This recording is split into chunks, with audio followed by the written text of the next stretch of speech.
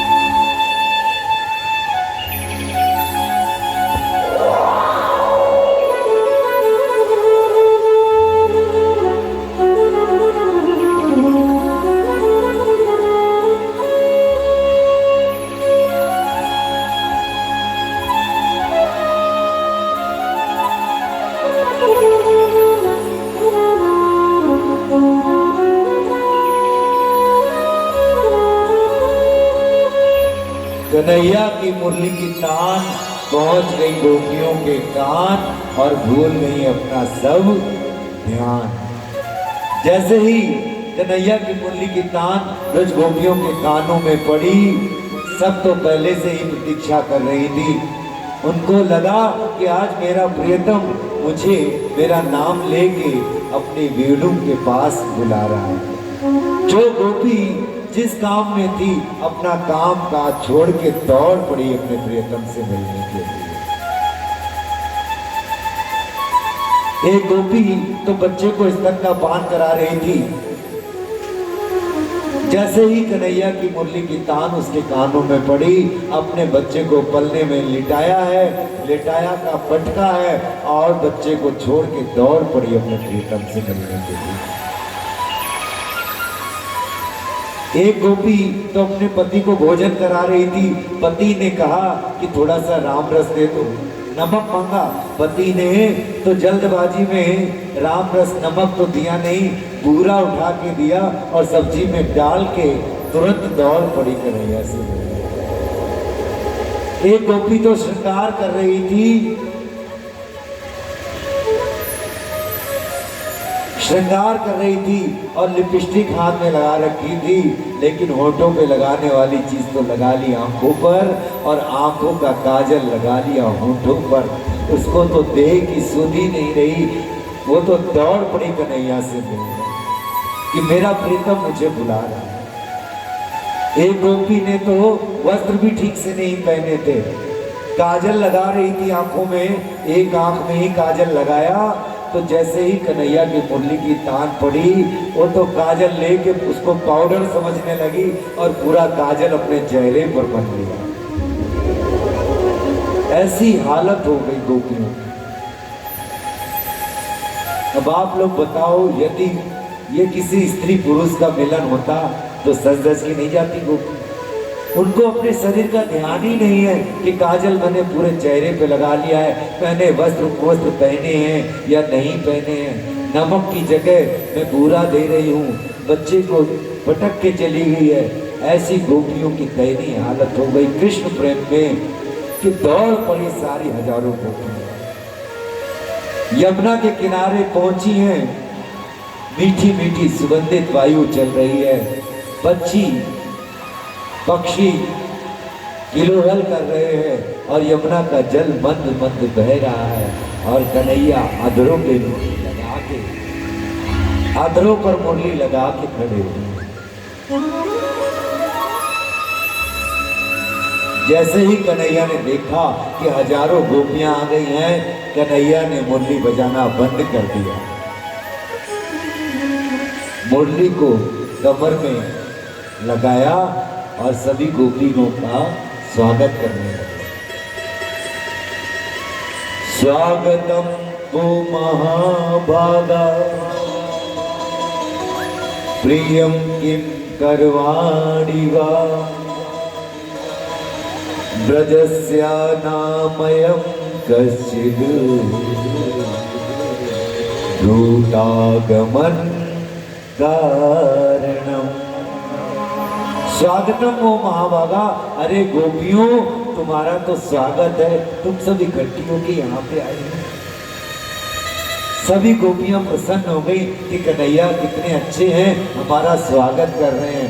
लेकिन जैसे ही कन्हैया ने कहा भूतागमन कारणम, अपने आने का कारण तो बताओ, सब गोपियों के चेहरे लटक गए और आपस में कहने लगी, पहले तो मुरली बजा के, मुरली की तान हमारे कानों में पहुंचा के हमारा नाम लेके हमें बुलाते हैं, और आज हम जब इस संसार को त्याग के सबको छोड़कर यहाँ पर आ गए हैं, तो हमसे पूछते हैं कि आने का कारण बताओ।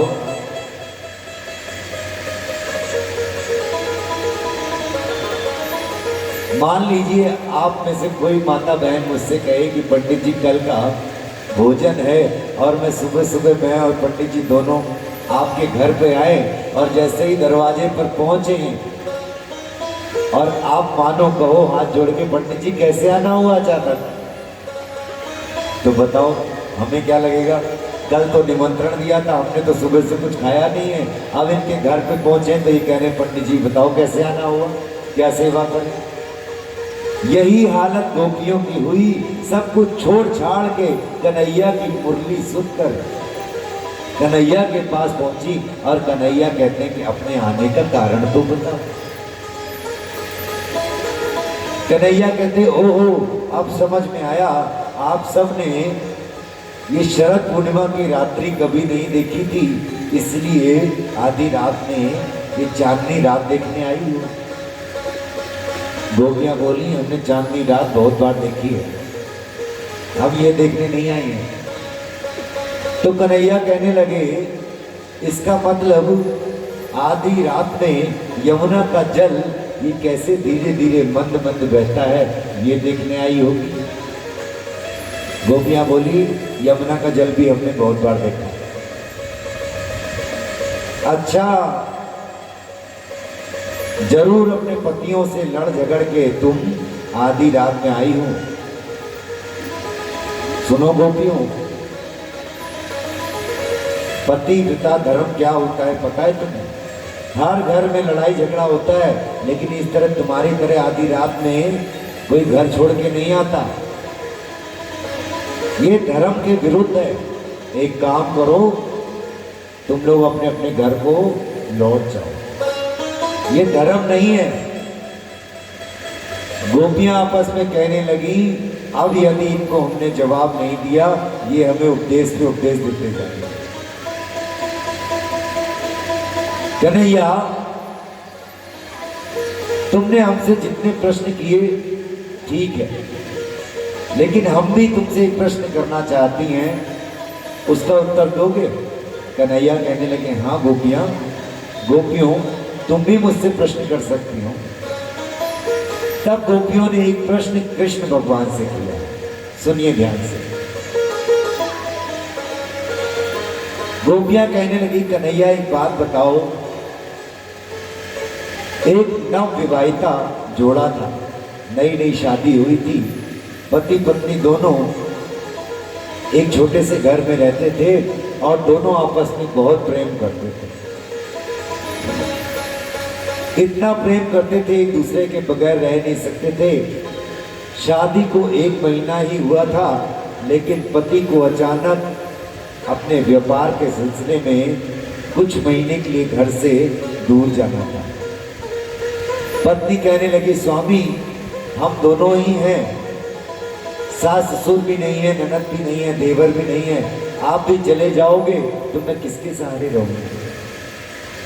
पति कहने लगा कि व्यापार भी जरूरी है, काम भी जरूरी है। पति कहने लगा तुम चिंता मत करो, मैं जा रहा हूं, लेकिन तुम्हारे लिए एक चीज छोड़ के जा रहा हूं। पति ने क्या किया, अपने ही जैसा एक मिट्टी का पुतला बना दिया और अपनी पत्नी को देते हुए कहा कि जब तक मैं लौट के नहीं आऊं, इस मिट्टी के पुतले को ही मुझे समझना, इसको ही खिलाना पिलाना भोजन कराना, और तुम्हें इससे अकेलापन नहीं लगेगा। पति चला गया, पत्नी उस मिट्टी के पुतले को वस्त्र उपवस्त्र पहनाती, उसको भोजन कराती और उसके साथ ही सारा दिन व्यतीत करती। 6 महीने व्यतीत हो गए ऐसे करते हुए। एक दिन की बात है, एक रात्रि की, वो पत्नी उस मिट्टी के पुतले को शाम के समय भोजन कराने ही वाली थी कि असली का पति आ गया। उसने कुंडी खड़का दी। कन्हैया, मेरा तुमसे ये प्रश्न है, अब ये बताओ, उस स्त्री को दरवाजा खोलना चाहिए या नहीं खोलना चाहिए? कन्हैया कहने लगे, इसमें कौन सी बड़ी बात है? मिट्टी का पुतला तो तब तक था जब तक कि असली का पति नहीं आया था। अब जब असली का पति जब आ ही गया है तो फिर मिट्टी के पुतले की क्या जरूरत? तब गोपियां बोली, कन्हैया तुमने हमारे प्रश्न का बिल्कुल ठीक उत्तर दिया। ये जो हमारे संसार के पति हैं, हम मानते हैं कि ये पति परमेश्वर के समान होते हैं, लेकिन परमेश्वर नहीं होते। अरे जब हमें साक्षात परमेश्वर ही मिल गया है तो हमें इन सांसारिक पतियों की क्या जरूरत है? कन्हैया की आंखों से तो आंसू आ गए। कहने लगे, गोपियों, मैं तो तुम्हारी परीक्षा ले रहा था कि तुम्हारा प्रेम कैसा है, क्योंकि यदि आप एक घड़ा भी लेने जाते हैं तो उसमें पानी भर के देखते हैं कहीं चूर तो नहीं रहा है, फूटा तो नहीं है।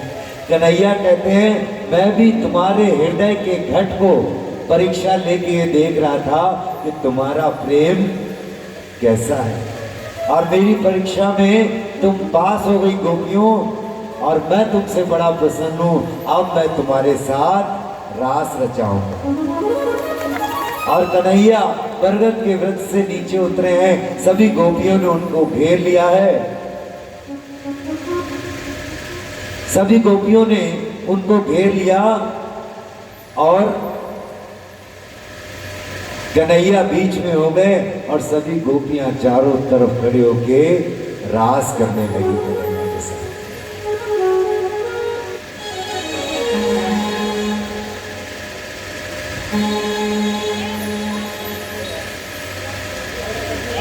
कौन कौन चाहता है कन्हैया के साथ रास रचाना? तो अभी तो बैठे बैठे ही रास रचाना है। पहले तो मैं कहता था कि सब खड़े हो जाओ, लेकिन नहीं, ये रास प्रसंग चल रहा है, बहुत ही गंभीर प्रसंग है। सब बैठे रहेंगे और सब कन्हैया का ही ध्यान लगाएंगे। रास रचो है, रास रचो है, यमुना किनारे आज रास रचो है। भैया निकाल लो, डांडिया पे आएगा।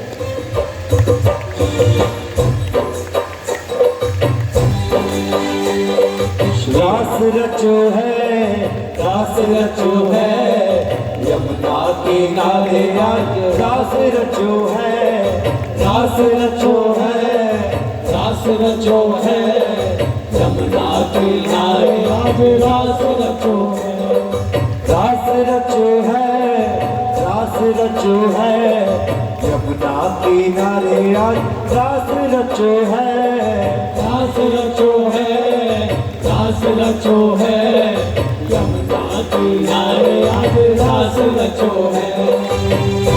और इस तरह यमुना किनारे रास रचाने लगे कन्हैया सभी गोपियों के बीच में।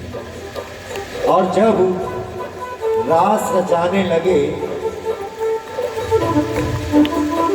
तो कन्हैया बीच में थे, हजारों गोपियों ने उनको घेर रखा था, लेकिन गोपियों को अचानक अभिमान हो गया कि त्रिलोकीनाथ नारायण कन्हैया आज हमारे साथ नृत्य कर रहे हैं। हम कितनी सुंदर गोपी हैं कि देखो तीनों लोग को छोड़कर हमारे साथ ये रास रचा रहे हैं। अपनी सुंदरता पर उनको घमंड हो गया और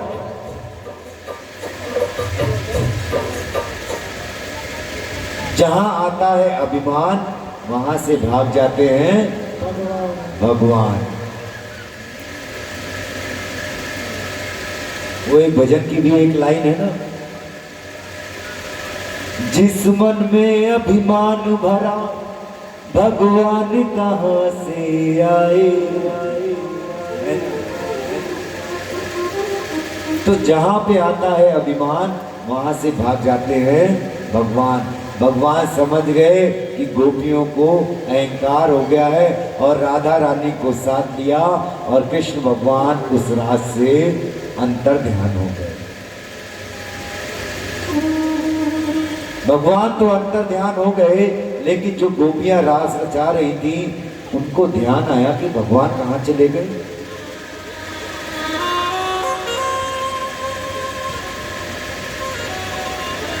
गोपियों की तो हालत खराब होने लगी थी, भगवान को ढूंढने लगी, अरे हमारा कन्हैया कहां चला गया, हमारे प्रियतम कहां चले। अभी तो बरसों का मनोरथ पूरा करने के लिए कन्हैया ने हमें बुलाया था और हम संसार छोड़ के आ गए हैं, तो हमारा कन्हैया हमें छोड़ के चला गया। गोपियां रोने लगी, आंखों से अश्रु बहने लगे। कन्हैया हम समझ गई हैं तू हमें छोड़ के क्यों गया। हमें अपनी गलती का एहसास हो गया कन्हैया, हमारे अंदर अहंकार आ गया।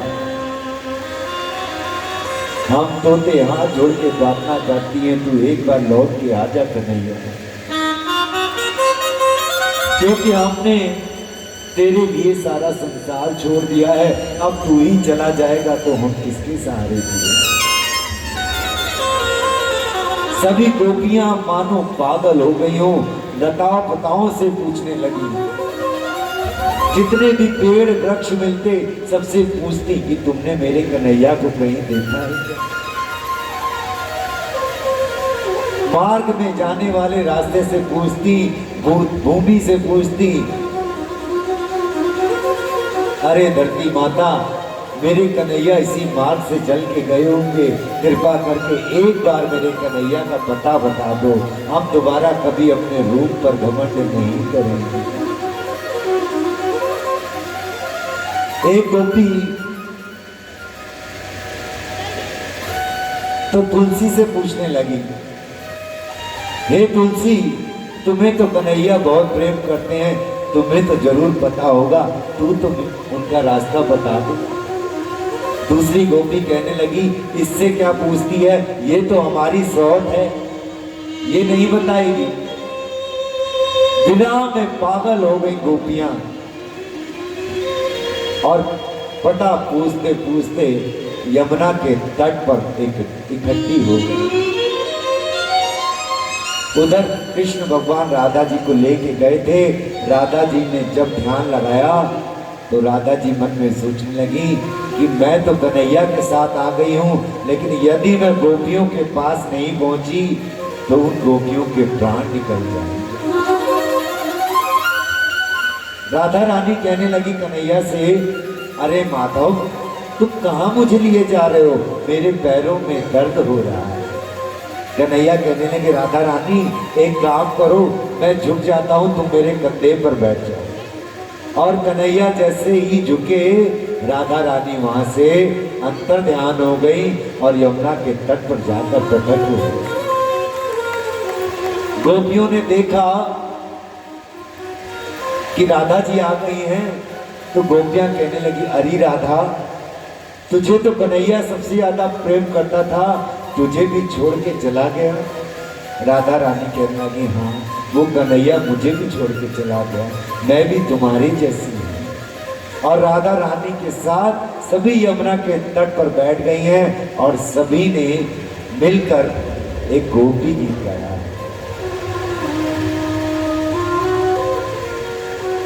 श्रीमद् भागवत में तो गोपी गीत है, जयति के दिघम जन्मना व्रजा।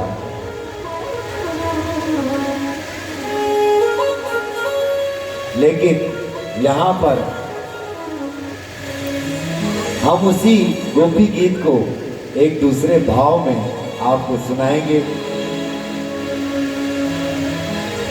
तो आइए, कौन कौन चाहता है कि इस रास के प्रसंग को सुन के कन्हैया उनके हृदय में आ जाएं, तो आपको कसम दे रहा हूं मैं यहाँ से व्यासगट्टी से, सिर्फ आंख बंद कीजिए और कन्हैया की छवि का ही ध्यान कीजिए। मैं आपको वचन देता हूं कि इस भजन के अंत में आपके हृदय में कन्हैया विराजमान कर दूं। लेकिन मैं यहाँ से देखता रहूंगा किसने किसने आंखें खोल रखी, ये मत समझना। और कन्हैया आएंगे भी उसके हृदय में। इस पूरे भजन में आपको अपनी आंखें बिल्कुल नहीं खोलना है और केवल गोविंद का ही ध्यान करना है। जिसका ध्यान भटका तो कन्हैया भी फिर भटक के चले जाएंगे। आंख बंद कर लीजिए।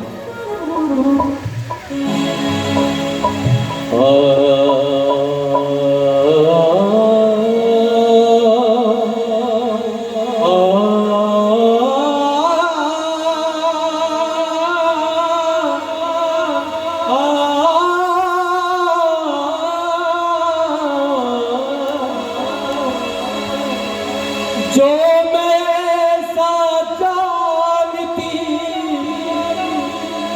के प्रीत किया दुख हो, मैं नगर ढिंढोरा पीटती के प्रीत ना करियो को, के प्रीत ना करियो को। मेरे नैना तरस को तरसे, मेरे नैना तरस को तरसे, कब आओगे कान्हा, कब आओगे कान्हा। मेरे नैना तरस को तरसे, मेरे नैना तरस को तरसे, कब आओगे कान्हा, कब आओगे कान्हा, कब आओगे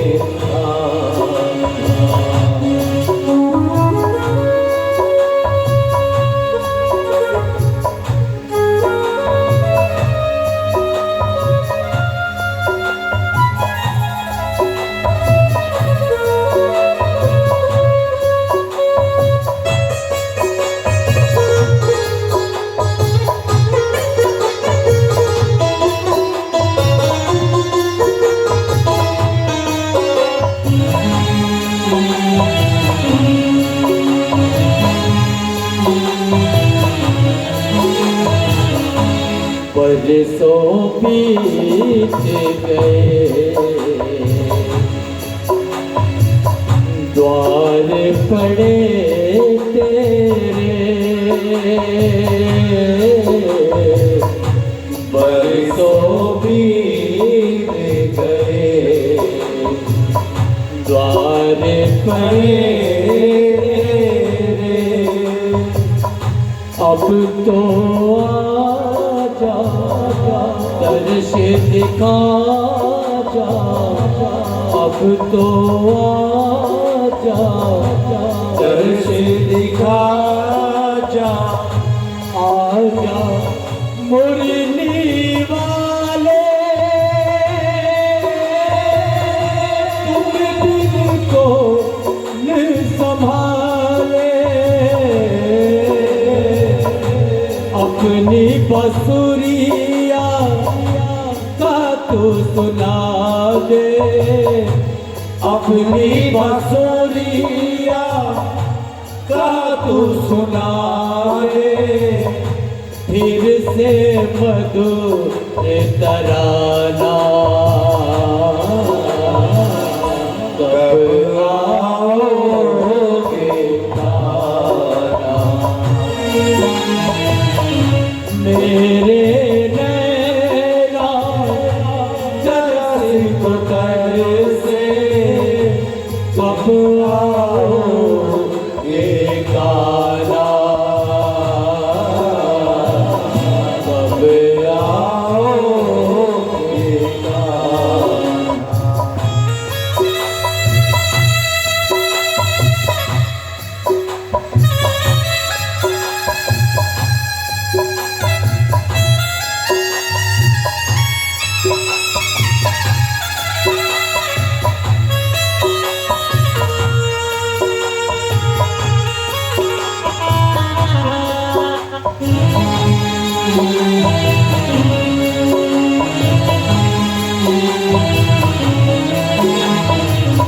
कण कण के वासी आजा अविनाशी,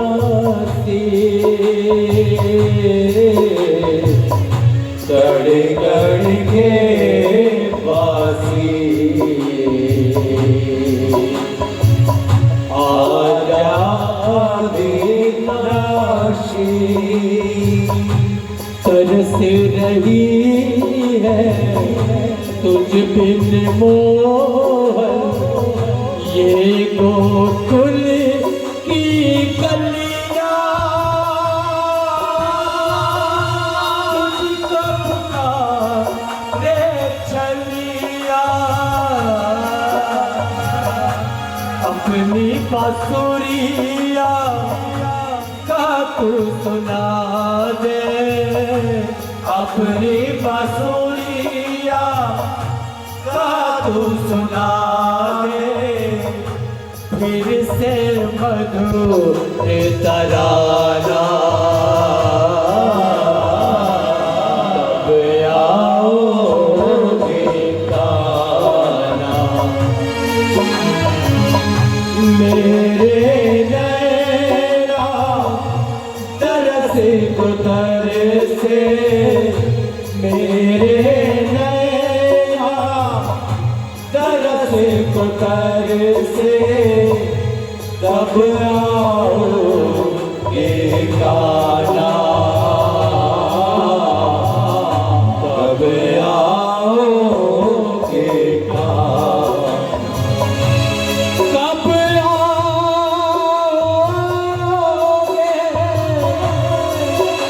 मेरे श्याम, मेरे कान्हा, अब तो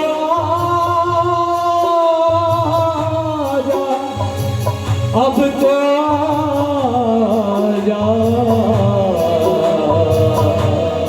अब तो आजा, कब आओगे तारा, कब आओगे तारा।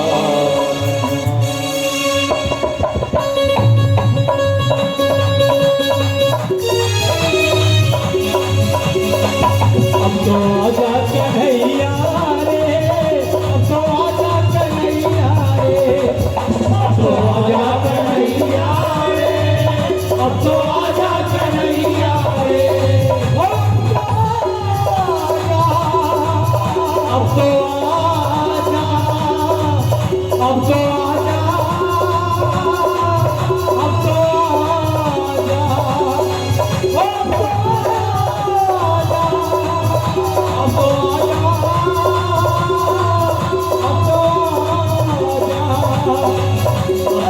आजा सवरिया रे, अब तो आजा सवरिया रे, अब तो आजा सवरिया रे, अब तो आजा सवरिया रे, अब तो आजा सवरिया रे, अब तो आजा सवरिया रे, अब तो आजा सवरिया रे, अब तो आजा सवरिया अब तो आजा सवरिया रे।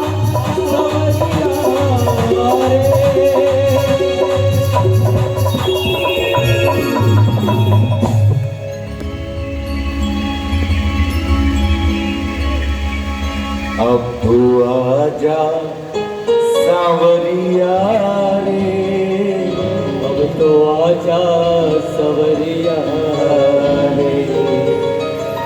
नेत्र खोल लीजिए अपने और सच बताना, झूठ नहीं बताना बिल्कुल भी। कन्हैया की कसम है आपको, किसके किसके हृदय में कन्हैया की छवि के दिखाई दी, किसको किसको दर्शन है, वो हाथ खड़े कीजिए। एक बार तालियां बजाइए अपनी। कम से कम कुछ भक्तों को तो मैं कन्हैया के दर्शन करा पाया।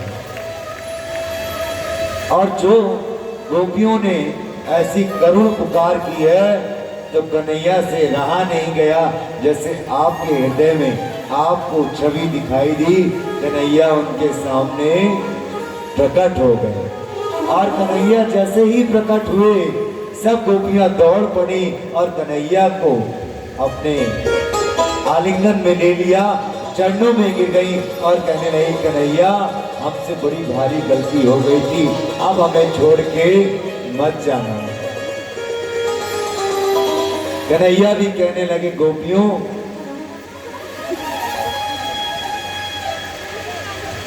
मैंने बहुत सारे भक्त देखे हैं, लेकिन जो प्रेम तुम्हारे अंदर मैंने देखा है, इसका ऋण मैं कभी चुका नहीं सकता।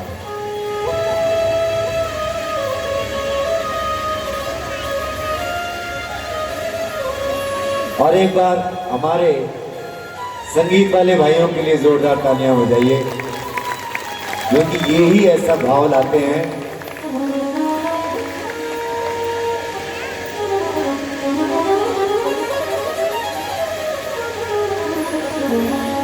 तालियों में कमी है आपके, कंजूसी मत करिए वरना वो भजन गाया नहीं करेंगे। हमसे कहते हैं महाराज इतना हम गला फाड़ते हैं, तालियों में बड़ी